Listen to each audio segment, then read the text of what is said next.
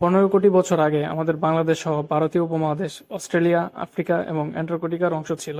তারপর প্রতি বছর 5 থেকে 15 সেন্টিমিটার করে উত্তর দিকে আসতে আসতে বাংলাদেশ আজ এখানে অবস্থান করছে। ঘটনাটি ঘটতে প্রায় 15 কোটি বছর সময় লেগেছে। কিন্তু এটা কিভাবে সম্ভব হয়েছে? কিভাবে এত বড় একটা উপমহাদেশ ভাসতে ভাসতে 9,000 কিলোমিটার দূরে চলে এসেছে? এ বিষয়ে চলুন স্টাডি করা যাক।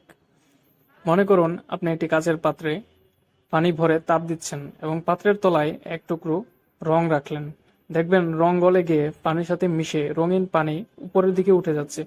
তারপর সেই পানি আবার পাত্রের দেয়াল বেয়ে নিচে নেমে আসছে। এমন কেন হয়? যে কোনো পদার্থকে তাপ দিলে আয়তনে বাড়ে, তাই ওজনে হালকা হয়ে যায়। এখানে পাত্রের মাঝে তাপ দেওয়া পানি হালকা হয়ে উপরে উঠে যায়। সেই ফাঁকা জায়গা পূরণ করতে পাশ থেকে ঠান্ডা পানি পাত্রের মাঝে চলে আসে এবং গরম হয়ে উপরে উঠে যায়। এভাবে পানি পাত্রের ভেতর চক্রাকারে ঘুরতে থাকে। আপনি যখন কোনো কিছু রান্না করেন তখন পাত্রের ভেতর এটাই হয়ে থাকে। এবার মনে করুন আপনি একটি পাত্রে দুধ জাল দিচ্ছেন। তো দুধের ক্ষেত্রেও একই ঘটনা ঘটবে। জাল দেওয়ার শেষে চুলা অফ করে 10 মিনিট রাখুন। দেখবেন দুধের উপরিভাগ ঠান্ডা হয়ে সর জমা হয়েছে। তারপর আবার জাল দেওয়া শুরু করুন।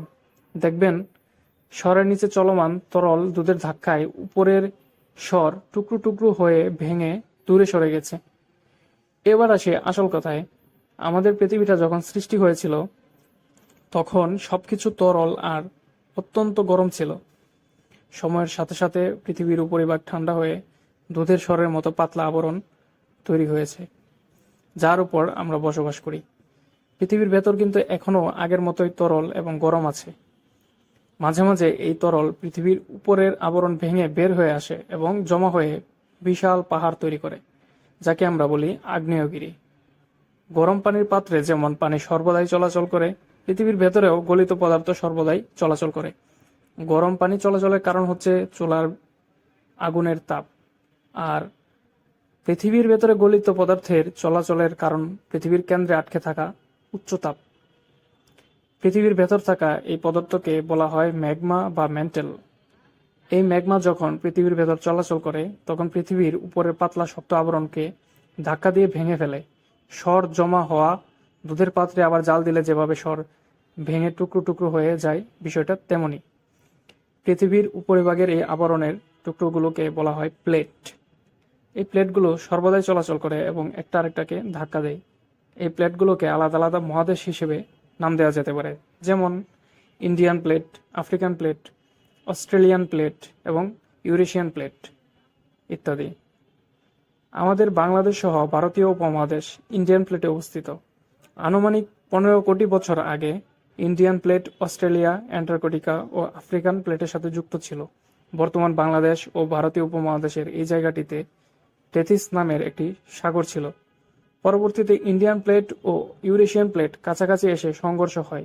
এই সংঘর্ষে ইন্ডিয়ান প্লেট ক্রমাগত মাটির নিচে ঢুকে গিয়ে ম্যাগমার সংস্পর্শে এসে আবার গলে যায় এবং ইউরেশিয়ান প্লেটের মাটি উপরে জমা হতে থাকে।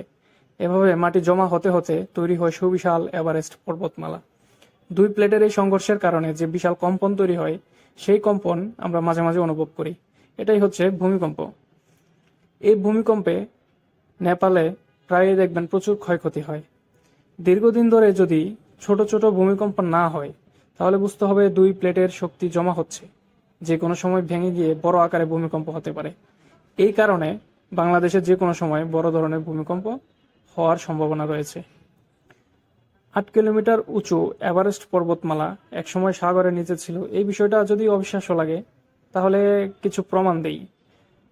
বাংলাদেশ প্রতি বছর উত্তর দিকে 5 সেন্টিমিটার করে সরে যাচ্ছে। এভারেস্ট পর্বত প্রতি বছর 2 মিলিমিটার করে উঁচু হচ্ছে। এভারেস্ট পর্বতের চূড়ায় মাটিতে প্রচুর চুনাপাথর ও সামুদ্রিক প্রাণীর মৃত দেহাবশেষ পাওয়া যায়। এইসব চুনাপাথর ঝিনুকের খোলস ও সামুদ্রিক প্রাণীর হাড় দিয়ে তৈরি।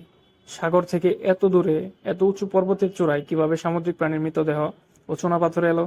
নিশ্চয়ই এই জায়গাটি একসময় সাগরের নিচে ছিল। তাছাড়া আপনি যদি টেকটনিক প্লেটের সংঘর্ষের জায়গাগুলো খেয়াল করেন, দেখবেন সেখানে সারি সারি পর্বতমালা। এই পর্বতগুলোই প্রমাণ করে টেকটনিক প্লেট বা পৃথিবীর উপরিভাগ ক্রমাগত মুভ করছে। আরও একটি প্রমাণ হচ্ছে বর্তমান পৃথিবীর মহাদেশগুলোকে একত্রে সাজালে সুন্দরভাবে মিলে যায়, অনেকটা পাজলের মতো, যা প্রমাণ করে এরা অতীতে একসাথে ছিল। অতীতে এরা সবাই মিলে একটা মহাদেশ গঠন করেছিল, যার নাম প্যানজিয়া। কালের পরিক্রমায় ভেঙে পরস্পর দূরে চলে গেছে এবং এখনো চলমান আছে।